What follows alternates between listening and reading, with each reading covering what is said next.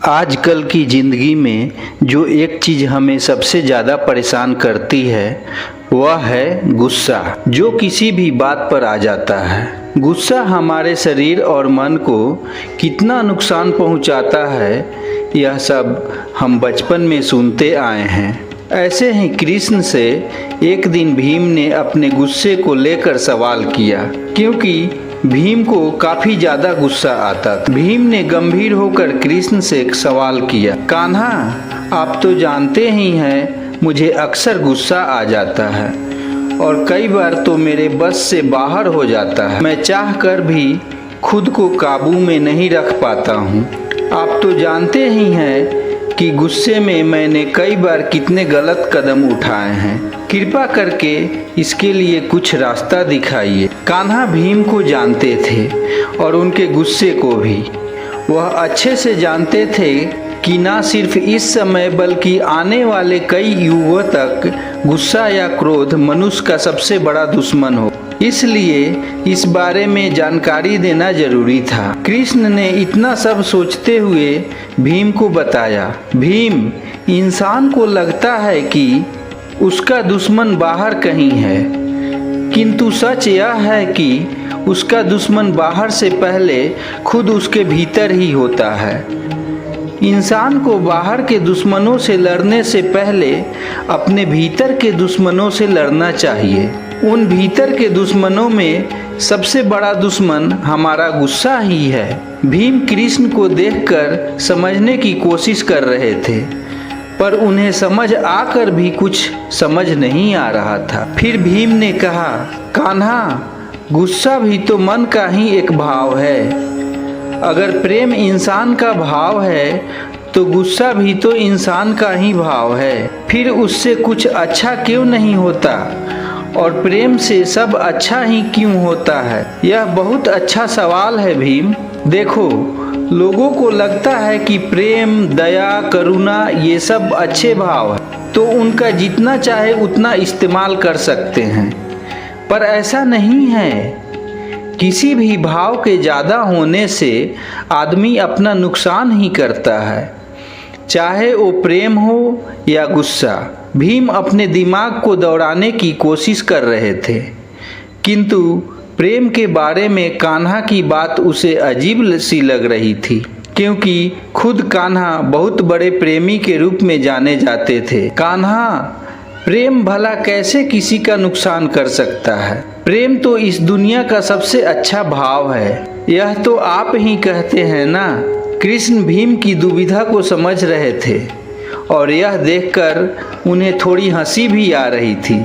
उन्होंने अपनी सुंदर मुस्कान के साथ भीम को समझाया, जरा सोचो भीम, तुम किसी से प्यार करते हो और सिर्फ प्यार ही करते हो, तो इससे क्या होगा? खाना कैसे आएगा? काम कैसे होगा? बाकी चीजों का क्या होगा? कपड़े क्या पहनोगे? यह जो तुम इधर उधर दिन भर घूमते हो, इसके पैसे कहाँ से आएंगे? भीम, जीवन सिर्फ प्यार करने से नहीं चलता। प्यार, गुस्सा और दुनिया का हर एक भाव एक संतुलन में होना चाहिए।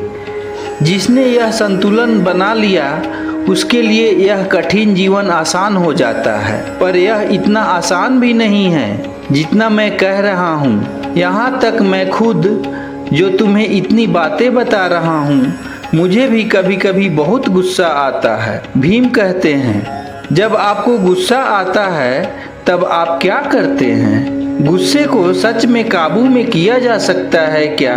बिल्कुल भीम, गुस्से को काबू में करने के लिए हर इंसान को बस अपने मन को काबू में रखना होगा। और अपने गुस्से को समझने के लिए सबसे पहले यह समझना होगा कि हमें किन बातों से गुस्सा आता है, किस समय गुस्सा आता है, और गुस्सा आते ही हम सबसे पहले क्या करने की कोशिश करते हैं। इन सब बातों को सोचते ही पहले तो तुम्हें यह समझ में आ जाएगा कि कई बार हम कितनी बेतुकी बातों पर गुस्सा होते हैं, या फिर कई बार बड़ी लड़ाई कर बैठते हैं। सबसे पहले इन वजहों का पता लगाना होगा। कान्हा, आप कैसी बातें करते हैं? भला कोई गुस्सा करते हुए यह सोचेगा कि मुझे गुस्सा किस वजह से आ रहा है, वह तो सीधे गुस्सा करेगा ना। कृष्ण ने एक बहुत सुंदर मुस्कान भीम को दी। सही कह रहे हो भीम, अपने ऊपर काम करने वाले इंसान और बस यूं ही जीवन जीने वाले इंसान में यही तो फर्क होता है। जिसे यह अपना जन्म सुधारना है और अपने गुस्से पर काबू पाना है, वह सबसे पहले हर वक्त सजग रहना शुरू करेगा। इस बात पर सजग रहना कि किस घटना से हमारे भीतर कौन से भाव पैदा हो रहे हैं, यह करना बहुत अभ्यास का काम है। मगर जब हम इसे करने लगते हैं तो 2 दिन में ही इसका असर दिखने लगता है। उस अभ्यास में हम ऐसा क्या कर सकते हैं जिससे हम अपने गुस्से को अपने काबू में कर सके। पिछले कई सदियों से आदमी अपनी सांसों को काबू में रखकर सब कुछ कर लेता रहा है। हर भाव का संबंध हमारे सांसों से जुड़ा है। तुम देखते होगे कि जब हमें गुस्सा आता है तो हमारी सांसें कितनी तेज हो जाती है और एक किस्म की बेचैनी हमारे शरीर में होती है। इसलिए जरूरी यही है कि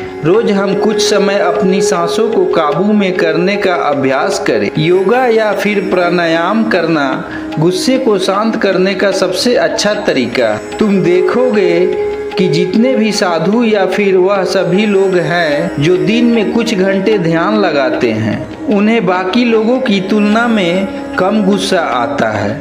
उन लोगों का असल में अपनी सांसों पर काबू है। जिसका सांसों पर काबू हो गया उसका बाकी सब पर भी काबू हो जाता है। कृष्ण ने लगभग जैसे सब कुछ भीम को समझा दिया था, पर भीम को अभी भी बहुत कुछ जानना था। वह अपनी सोच विचार से एक पल में बाहर आया और सवाल किया, यह सब तो ठीक है कान्हा, पर अगर किसी ने हमारी इच्छा के अनुसार काम ना किया हो और उस पर हमें गुस्सा आए तब क्या करें? कई बार लोग ऐसी गलतियां कर देते हैं कि दिमाग खराब हो जाता है और गुस्सा आना लाजिमी हो जाता है। इसके लिए क्या तरीका है कान्हा? देखो, किसी भी गलती के लिए उस पर चिल्लाना या गुस्सा करना सबसे आसान है, बल्कि उसे माफ करना या फिर उसे समझाना बहुत मुश्किल। हर आदमी गलती पर सिर्फ डांटता है, समझाता कोई नहीं।